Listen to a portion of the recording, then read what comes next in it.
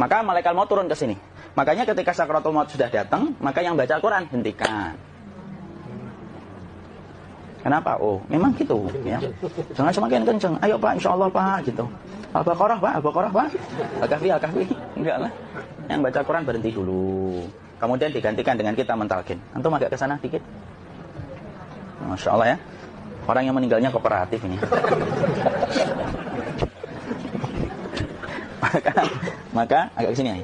Maka disunahkan kita untuk mentalkinnya.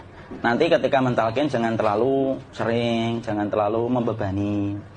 Jangan terlalu sering itu la ilaha illallah, la ilaha illallah. Enggak gitulah. Berat nanti dia ngerasakan. Di situ Imam Qurtubi juga menyampaikan, jangan terlalu sering karena itu memberatkan dadanya. Jadi ketika mentalkin saya sampaikan, boleh diganti atau enggak Ustaz? Enggaklah, talkin itu ibadah. Ibadah itu tauqifiyah. Tauqifiyah itu enggak usah diganti.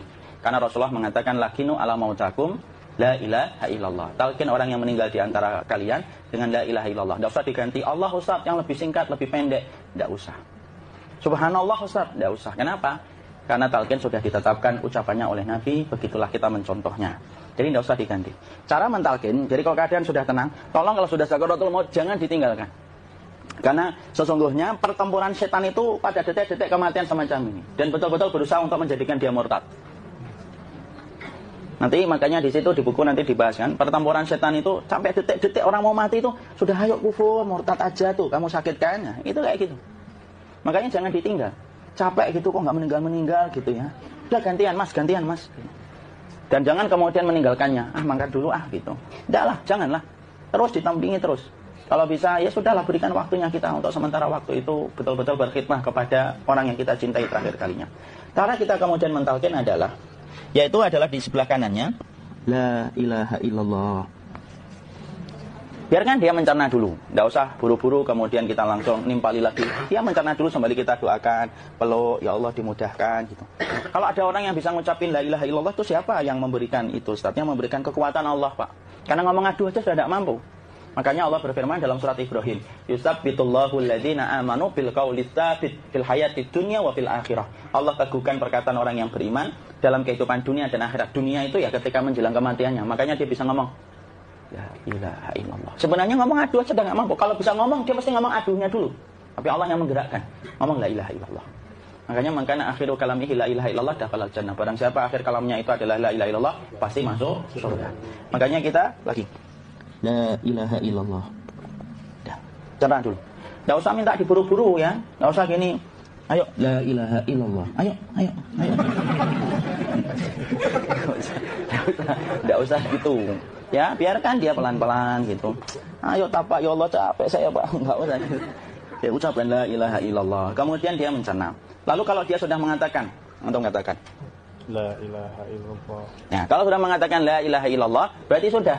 Enggak usah ditalkin lagi, enggak usah. Enggak apa-apa, biarin aja. Dia di situ aja.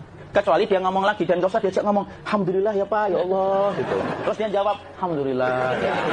Itu berarti ucapan terakhirnya alhamdulillah.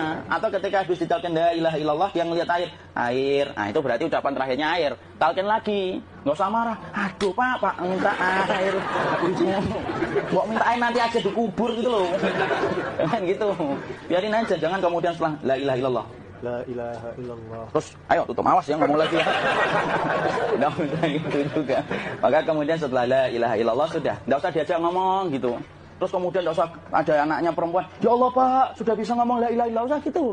Cukup dalam hati alhamdulillah gitu. Diam kita dengerin gitu. Disitulah nanti biasanya detik dia terakhir. Dia nanti ngeliat di sini Pak, prosesnya itu nanti kaki langsung sebagian jempol dingin dia.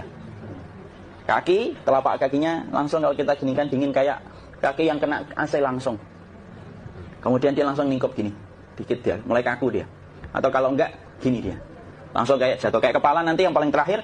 Kepala itu pasti ada gerakannya Pak, ini meninggal itu. Pasti gitu. Karena apa? Sudah tidak ada beban ruh yang menahannya. Ya, cabut ya, set pelan, maka kemudian malaikat itu. Tapi tetap sakit lah, walaupun dikatakan ringan, tetap sakit. Maka kemudian sakit gitu, ngelewatin sini. Jantung kemudian sudah tidak berfungsi. Kemudian ginjal Pak, ngelewatin ginjal tidak berfungsi. Bapak bayangkan kan, kalau yang pernah sakit batu ginjal Pak, sepakat nggak kalau kita batu ginjal itu sakitnya luar biasa Pak? Itu baru titik batu kecil di ginjal. Kita bisa bayangkan tiba-tiba ginjal tidak berfungsi. Sakitnya kayak apa, Pak? Tiba-tiba ginjal nggak berfungsi, pankreas naik, kemudian tek jantung.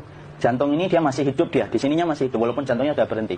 Naik, kemudian mata dia ngelewatin mata. Organ tubuh yang paling setia sama ruh itu mata. Maka kemudian mata dia ngelihat dia, melihat set keluarnya, set naik dia. Nah, dilihat ini sama dia. Makanya Rasulullah mengatakan inna ruha idza qubida tabi'ahul basar. Ruh itu kalau dicabut, mata itu ngikutin kemana perjalanan ruh itu. Makanya ada yang meninggalnya gini. Ya itu bukan tanda su'ul khatimah. Itu tanda fitrahnya mata ngikutin ruh. Atau kemudian bukanya sedikit. Ada yang kayak senyum, Pak. Ada yang kesini keringetan. Nah, itu tanda husnul khatimah. Ada yang senyum. Jadi sakitnya setelah selesai itu plong gitu. Makanya kemudian ada yang tersenyum. Maka itu tanda. Kalau kita ngelihat orang yang membuka mata kayak gini, tidak usah takut.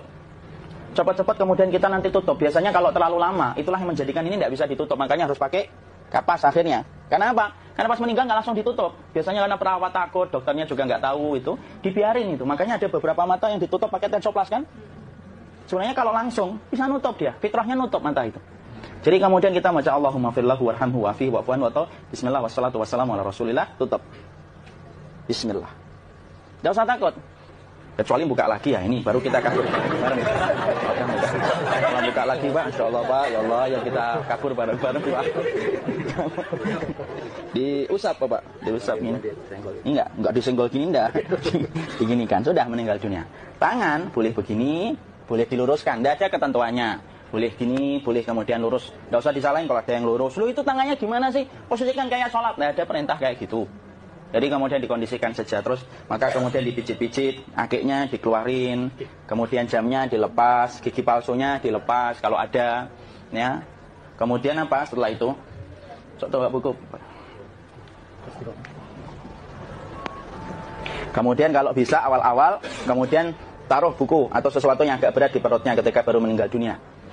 Kenapa kemudian ditaruh kayak gini? Bukan apa-apa, supaya membantu sisa-sisa pencernaan dia untuk keluar. Nanti Pak, biasanya kalau kita taruh agak yang berat gini, atau kemudian kita gini-gini kan, ini udah makan belum Mafi?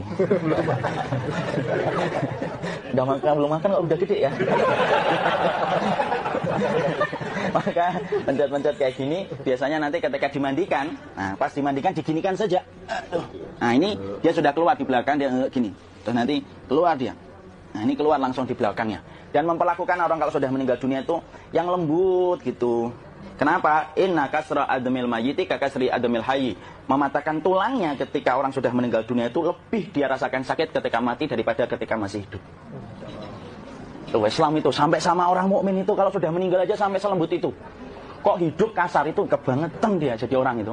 Mau sampai orang mati itu kemudian disuruh yang lembut, kalau ada aib disuruh nutup, tidak boleh diceritain. Misalkan di belakangnya beliau ini ada tompel, gagah-gagah tompelnya gede gitu. Tidak boleh cerita, Masya Allah loh. Sampai segitunya sunnah itu, ngajarin kita untuk nutup aib. Kalau ada orang belajar sunnah sukanya buka aib, nyari-nyari kesalahan orang. Sunnah yang mana dia belajar itu saya bingung. Makanya kemudian gini, setelah selesai, maka kemudian tutup dengan kain. Maaf ya, Kia. Ya, nanti kalau nggak kuat napas ngomong ya. Maka ditutup kayak gini, ditempatkan kemudian jangan di tanah, tapi di atas dipan. Karena apa? Syekh Abu Malik Kamal Said Salim dalam Sahih Fiqh Sunnah menyampaikan supaya tidak cepat busuk. Dia taruh di atas, kemudian ditutup pakai kain apa saja. Ya, sembari nanti kita mempersiapkan tempat mandinya, tempat kafannya dan yang lain sebagainya. Maka kemudian kalau ada yang datang boleh dibuka. Kemudian kita mencium ininya apa? Kemudian keningnya. Kemudian kita berdoa, nutup lagi kayak Rasulullah ditutup, kemudian yang datang terakhir itu salah satunya Abu Bakar. Dibuka kemudian beliau, ya Allah ya Rasulullah, engkau adalah orang yang percaya hidup dan matimu. Dan tidak mungkin Allah itu mematikan engkau 2 kali ya Rasulullah. Maka kemudian ditutup kembali, saat itu para sahabat dalam keadaan mendung semuanya. Maka disitulah kita lakukan kayak gini. Ditutup gini saat ya. Kasihan tidak bisa napas, insya Allah tidak butuh napas lagi. Jadi kemudian kita semacam ini kita persiapkan apa yang bisa kita lakukan. Nah itulah proses kematian dari sakit, sakaratul maut sampai kematian.